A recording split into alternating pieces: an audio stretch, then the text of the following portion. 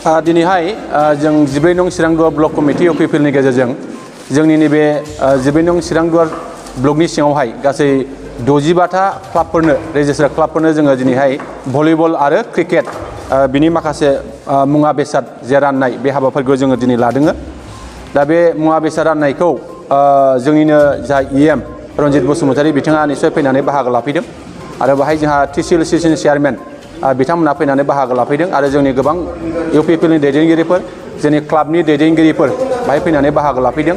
आङो गिबियाव जोंनि बिटिआरनि जे स्पर्ट्स एन्ड इउथ वेलफेयार डिपार्टमेन्टनि जा इएम दावबायसो बर' बिथांनो आङो साबायखर जासिगोन।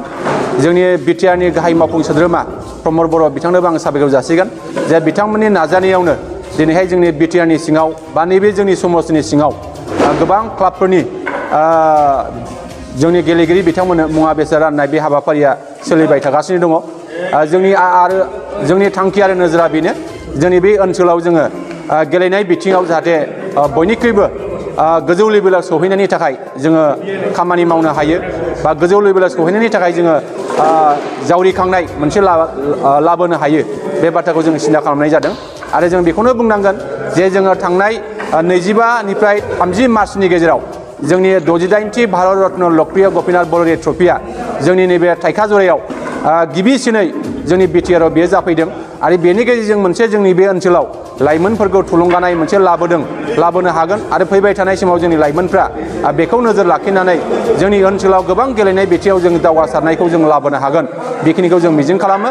जों आसा खालामदों जोंहा गोबां क्लाबफ्रा रेजिस्टार जानो हायाखै दा बिथांमोनखौ जोङो थाबैनो रेजिस्टार खालामनायनि थाखाय जोङो खामानि मावगासिनो दङ आरो फैबाय थानाय समाव बिथांमोना जाहाथे जोंनि सरकारनिफ्राय जेरैबायदि अनसुंथाइ होनाय बे अनसुंथाइ होनाय जिनिसफोरखौ जोङो जाहाथे मोननो हायो जों बेखौ लुबैदों।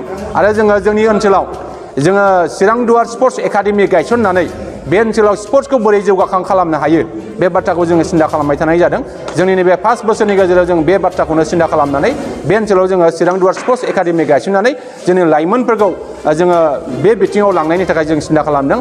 जों आसा खालामनो हायो लाइमोनफ्रा जाहाथे जों दानि नुनायाव गोबां लाइमोनफ्रा बे फेग्रा मुवा बेसादफोरजों जड़ित जानानै गोबां लाइमोनफ्रा दिनै गावनि जिउ दानायनि जेखिनि राहा बेखौ बिथांमोना खोमानानै लानो थांगासिनो दङ। दा बेनिखायनो जों बैफोरखौ नोजोर लाखिनानै फैबाय थानाय समाव जों बे मोजां मोनसे दिशा गोनां लामाजों जों लाइमोनफोरखौ लांनांगौ बेखिनिखौ जोङो आसा खालामदों। आरो लाइमोनफोरखौ जोङो सोलोंथाइ बिथिङावबो जोङो दावगाहोनानै बे ओनसोलाव गोबां बिथिङाव खामानि मावनायनि थाखाय जोङो निश्चय जोङो सिमां नुनानै दङ।